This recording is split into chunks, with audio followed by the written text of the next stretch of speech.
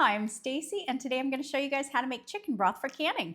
So this is a really easy recipe. You can pretty much put whatever you want into your broth mix just to give it the right flavor, and you can adjust the flavors after it's done cooking too. So what I have here is the leftover chicken bones and chicken skins that I'd been saving for quite some time. Whenever I'm deboning chicken, I go ahead and I just put the scraps in a bag and stick it in the freezer until I have enough to make the broth.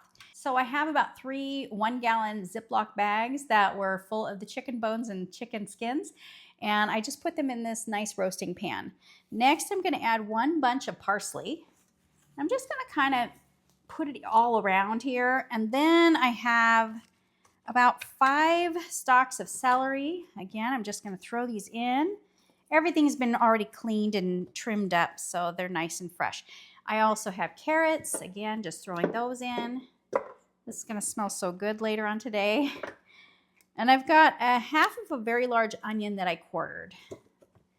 And I have some ginger. This is fresh ginger. All I did was peel it and chop it up into chunks.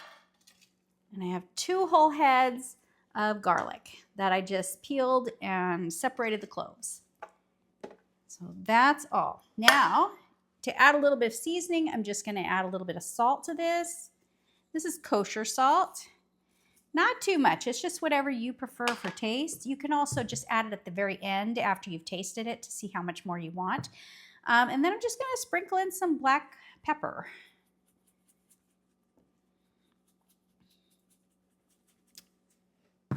That's all there is to this. Once your ingredients are in the roasting pan, go ahead and add some water till it's about halfway up the side of the vegetables. Anyways, I'm going to go ahead and put on the lid now and turn up the heat to 400 degrees to start. And then once it gets up to that normal, nice hot temperature, then it's time to bring it down to a lower temperature and let it cook for most of the day. Thank you, and I will be right back to show you the next step. The chicken broth has been simmering all night long, and really, you guys need to try this because it smells and tastes amazing. This is going to make a great soup base in the future or something that I can add to gravy. So anyways, the next step for me is to separate all the scraps from the broth, and then I'm going to refrigerate the broth overnight so that it has time to let the fat float to the surface and solidify. That way I can easily remove it before canning my broth.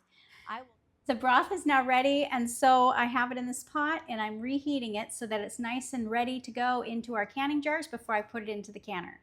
So I did want to show you guys that I didn't throw away the extra little bits of meat and vegetables. The reason I'm keeping this is, first of all, we don't want to waste anything. And the second thing is you can find a use for this by running it through a food processor and then putting it into the freezer in little freezer bags. And then you can add that to soups and stews later on. So nothing goes to waste. Anyways, let me set that aside real quick. And as this comes up to the correct temperature, then I'll just show you how to can this. We are using a pressure canner today, and it takes about 20 minutes to process. Let me go ahead and get started with this, and I will show you the next step. Now that the chicken broth is piping hot, I'm just going to go ahead and fill my canning jars and get them ready for processing. So the first thing you're going to do is make sure that you fill it up until it's about 1 inch from the top. So you need that 1-inch head space. I do like to use the canning funnels. They make the job easier.